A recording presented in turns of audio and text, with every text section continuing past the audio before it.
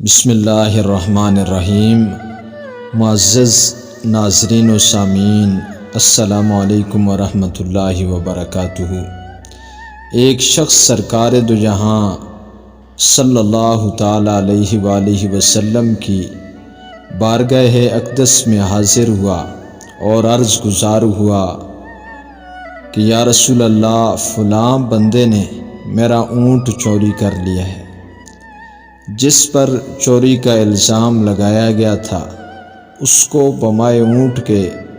دربار رسالت مآب صلی اللہ علیہ وسلم میں پیش کیا گیا۔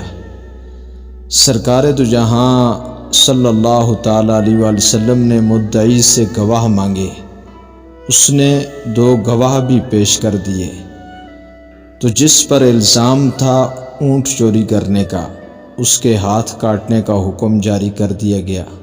کہ اتنے میں اچانک وہ اونٹ بول پڑا اور انسانوں کی طرح کلام کرتے ہوئے اس اونٹ نے عرض کی، یا رسول اللہ صلی اللہ تعالی علیہ وآلہ وسلم، یہ جو آپ کے صحابی ہیں جس پر چوری کرنے کا الزام لگایا گیا ہے، یہ چور نہیں بلکہ میرا مالک یہی ہے،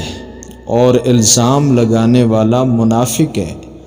اور گواہی دینے والے بھی منافق ہیں، اور یہ اسلام کی دشمنی میں آپ کے صحابی کے ہاتھ کٹوانا چاہتے ہیں۔ تو سرکار دو جہاں صلی اللہ علیہ وسلم نے اس صحابی سے پوچھا کہ تم کون سا عمل کرتے ہو کہ جس کے سبب اللہ تعالیٰ نے ایک جانور کے ذریعے تیری براحت کا اعلان کروا دیا، ایک بے زبان جانور کے ذریعے تیری عزت کی رکھوالی کی؟ تو اس صحابی نے عرض کی، یا رسول اللہ صلی اللہ علیہ وسلم،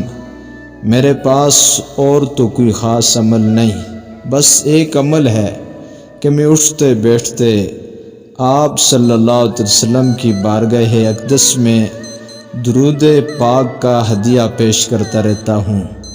تو آقا دو جہاں صلی اللہ علیہ وسلم نے فرمایا، خدا کی عزت کی قسم ہے،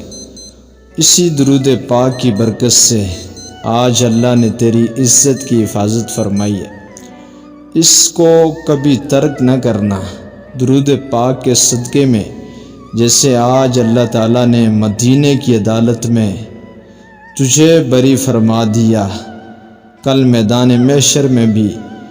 اسی طرح درود پاک کے صدقے میں تجھے اللہ تعالیٰ سرخرو فرمائے گا۔ اگر ویڈیو پسند آئی ہے تو چینل کو سبسکرائب کر دیں۔